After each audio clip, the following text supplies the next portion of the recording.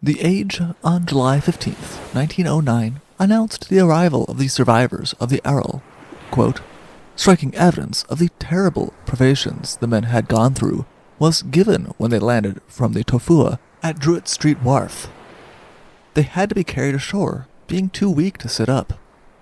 They were placed on mattresses and conveyed to a van which took them to the Scandinavian Home, where the Norwegian consul, Mr. Olav E Pauss, had them comfortably quartered.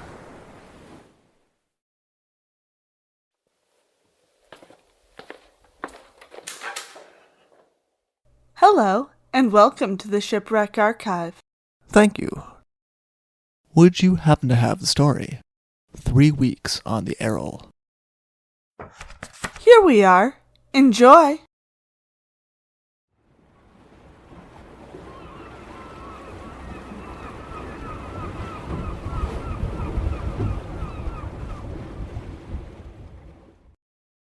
The 1,500-ton iron-hulled Norwegian barque, the Errol, had been built in 1868 and had enjoyed a long career by 1909, though she was still described as being in good condition.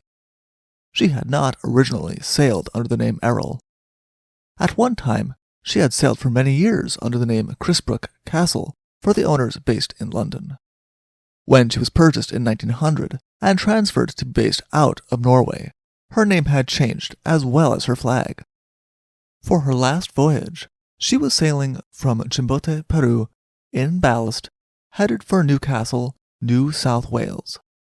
She was sailing under the command of Captain Andreasen, with a total of 22 people on board, including Captain Andreasen's wife and 4 children, as well as the owner's nephew, who was part of the crew. She had departed from Chimbote on the 15th of March 1909, and was considered to have made good time when she arrived near Lord Howe Island in only 2 months. Off of Lord Howe Island, they ran into poor weather, however, and since Captain Andreasen was no longer able to make observations based on the sun, he was forced to guess their position for 3 days due to fog. This was made harder by Captain Andreasen's disinclination to get much use of the ship's log, which might have helped him make a more educated guess had it been properly maintained. Still, Captain Andreasen was confident enough in where he believed that his ship was that he did not have any lookout posted looking for reefs, which would later be met with criticism by able seaman Patrick Palmer when it came to piecing together what exactly had occurred. What everyone could say definitively was around midnight on June 18th, the Errol had been swept by the wind and waves broadside into a reef that Captain Andreasen had believed to be hundreds of miles from them by the name of Middleton Reef. When they collided with the reef, there was immediate alarm on board the Errol, but very little they could do to rectify the situation. The wind was no longer very strong, but the sea was still choppy, and the bottom of the Errol was swiftly ripped on by the rocks that the Errol was stuck on. The distress of the crew was added to when soon after the ship landed on the reef, the chief mate, Otto Olsen, was washed over the side and disappeared. Still, no one was certain how to escape their predicament, especially in the darkness of night. 3 more people were soon lost, though no one could say exactly how. Those who remained were still trapped on the Errol when an hour and a half after she struck, she broke in half. In the process, 2 more of the crew were washed overboard and lost. Captain Andreasen and his family were also separated from the rest of the crew, with him and his family in the stern, and the crew in the forward part of the ship.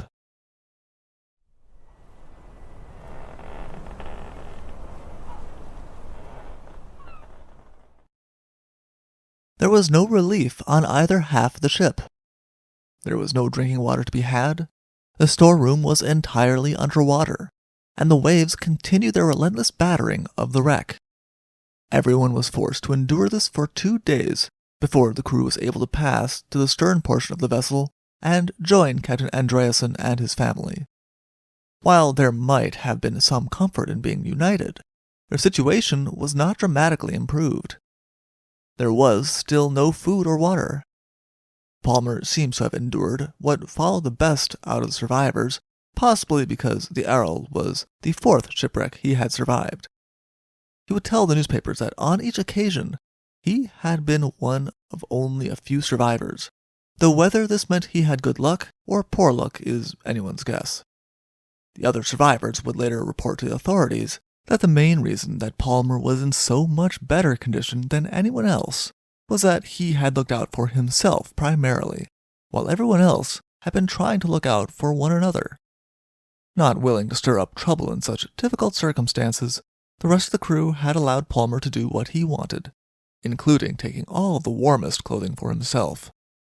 For 10 days, the people on the Errol drank seawater, which caused their lips and mouths to bleed, and for everyone to develop boils on their bodies. The only food they had was whatever shellfish they could find. Captain Andreasen could see that none of them would be able to survive if something was not done, and he began to build a raft. Captain Andreasen had no plan of making a long voyage on the raft, or loading everyone into it. It was instead his hope to reach the wreck of the Anona, which rested within view of the wreck of the Errol 8 miles away, and see if they could find any supplies. The greatest priority would be food and water. Everyone on the ship was now in dire need. Building the raft was a difficult task, and though everyone in the crew was willing to aid in the endeavor, there was only space for 2 men to do the actual labor. It was taken on by Captain Andreasen and the second mate, which would lead to another disaster. During the building of the raft, a wave swept over the 2 men working on the raft, and they were lost in the shark-infested waters. It was a terrible blow to those on the ship, who were now left with no officers to command the situation, and a particularly awful blow to the captain's family, who had been watching as their husband and father was swept out of sight. Palmer would later say that he had seen remains wash up on the reef, and that they had been wearing the captain's sea boots. The 2 able seamen on board the Errol, Palmer and Lawrence, now took over command of the survivors. Palmer took charge of the raft, and with 4 men headed to the Anona, while Lawrence was left to take care of and protect Captain Andreasen's bereaved family with a couple of other crew members. What followed on the Errol would be a matter of some confusion, it being said by a newspaper reporter that he was not certain how much Lawrence had been hallucinating during the time. His stories, as he spoke to reporters, as well as the later members of the inquiry, were confused and ever-changing. What was certain was that Lawrence would be the only survivor of the group. He said that they had caught about 3 buckets of rainwater, which was their only water, and found some tins of food and milk which had washed from the ship onto the reef.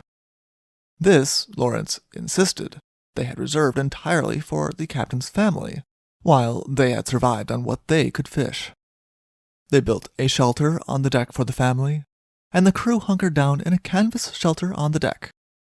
All of the best on the ship, Lawrence insisted, was kept for the children.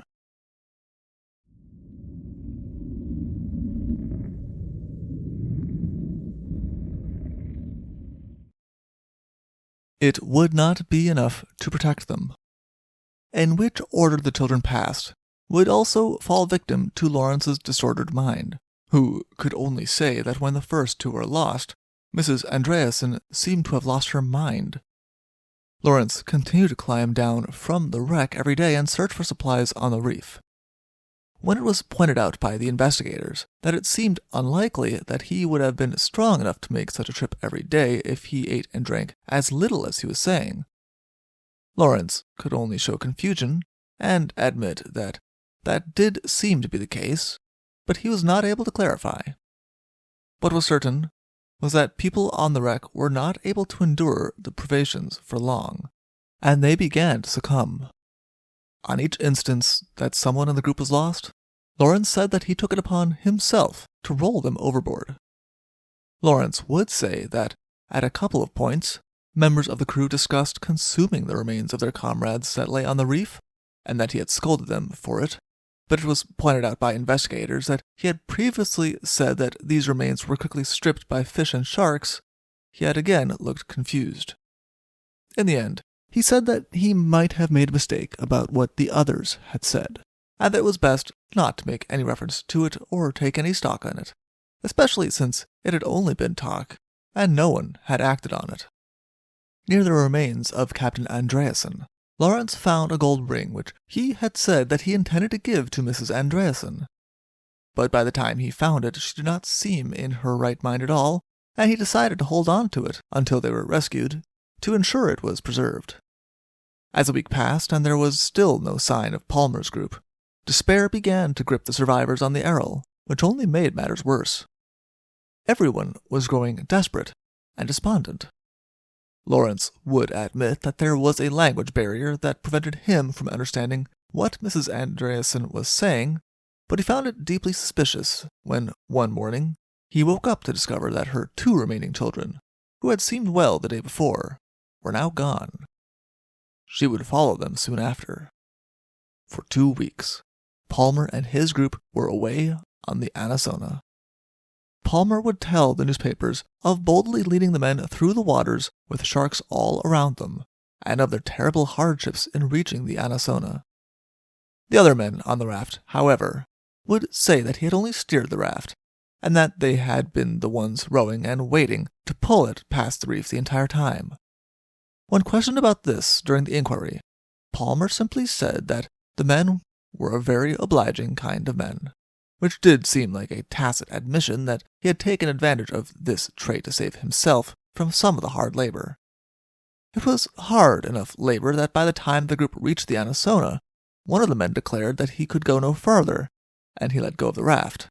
No one had the strength to hold on to him, especially since he was described as a large man, and he was lost.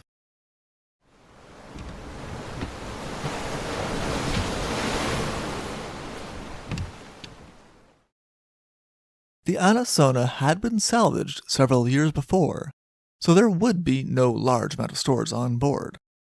But the salvage captain had spared a thought for future castaways since Middleton Reef was well known for claiming vessels.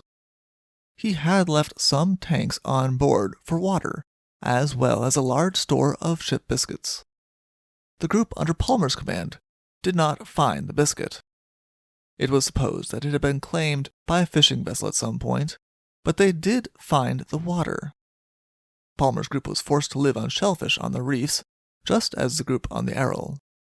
Still, the tanks on the Anona were particularly useful when the rain that had filled the buckets on the Errol came, and the group was able to enjoy as much fresh water as they wanted.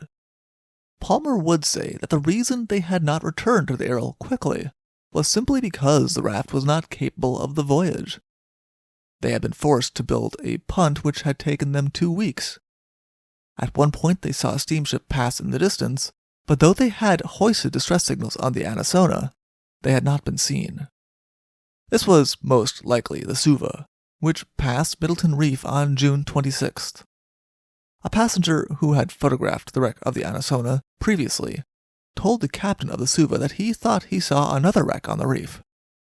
The captain of the Suva dismissed it, however, saying that it was an old wreck, and that, when the water was low, 2 older wrecks were visible. The Suva sailed on, not knowing of the desperate people who were watching them pass.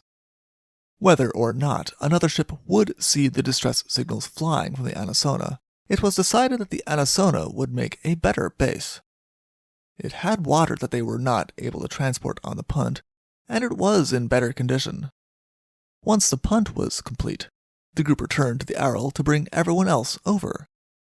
They only found Lawrence remaining, weak but still able to climb down into the boat. Only Palmer climbed up onto the wreck of the Errol.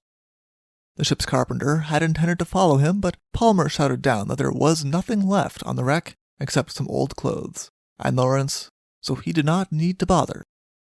Lawrence, before he lowered himself into the punt, told Palmer where to find the captain's ring, so he could go get it. When Palmer joined the others in the punt, he was wearing not only all of the things he had described as old clothes, but also the captain's gold ring.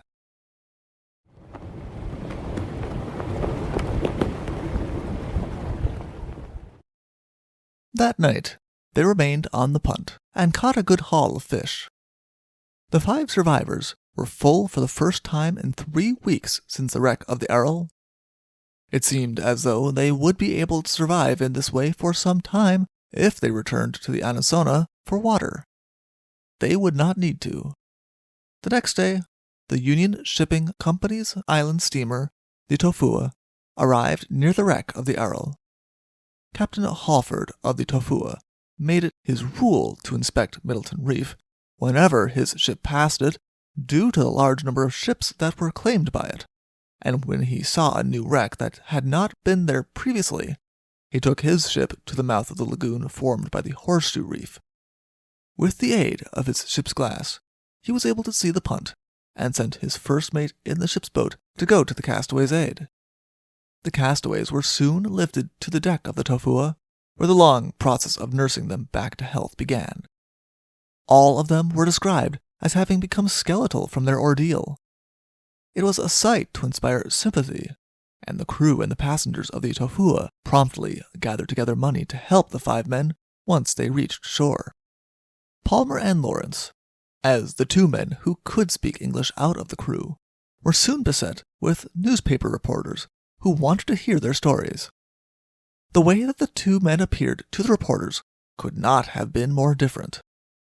Palmer declared that he would be fine in a couple of days, and he hoped to find a new berth soon, while Lawrence did not appear to have any plans for the future at all, and seemed to everyone to have been traumatized by the entire ordeal.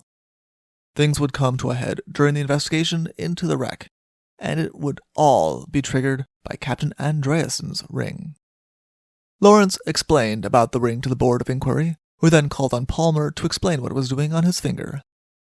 Palmer initially protested that it was his, but when the board asked him to take it off so they could inspect it and ensure that it was not Captain Andreassen's, Palmer refused to remove it. Finally, he told the investigators that it was his because Lawrence had given it to him. Lawrence, who seemed confused about many things, did not confirm or deny that he had given it to Palmer, though he seemed under the impression that he had just told him where it was. Lawrence said that he had not intended to keep it. The only thing that Lawrence would admit to having taken that was not his was a pound's worth of tobacco out of the slop chest, but the rest of the crew had done the same. It had been one of the ways they had endured for as long as they had.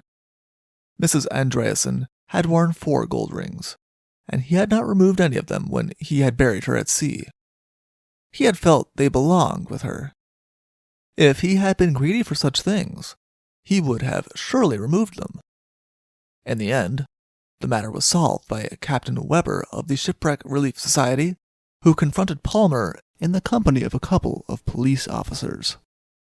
Captain Weber handed the ring over to the authorities to be reunited with those it rightfully belonged to. For more information, please see the Sydney Morning Herald from the 23rd of August, 1909, or see our other sources in the description below. Thank you for listening. Thank you for visiting the Shipwreck Archives. See you soon.